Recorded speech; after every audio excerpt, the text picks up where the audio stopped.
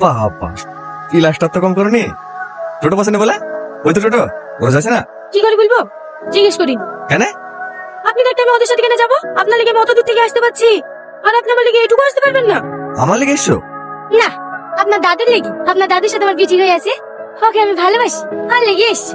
ঠিক আছে ঠিক আছে, বসো। লেন, কতবার ফোন করেছি, ফোনটা দেখেছেন? ফোনটা চার্জে রেখে বাথরুমে গোসল করতে ঢুকেছিলাম। এই রাজা, কবে বাড়ি আসছে? তোর নাম্বারটা দে তো, তোর সাথে আমার অনেক কথা আছে। রাতে ফোন করবো। আসছি। বসো।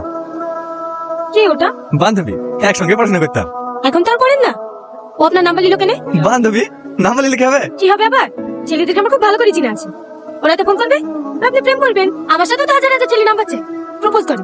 কই, আমি তো অ্যাকসেপ্ট করিনি। কেন করবা? এখনই তো প্রেম করার বয়স। হ্যাঁ, প্রেম করবো তো আপনার সাথে, বিয়ের পর।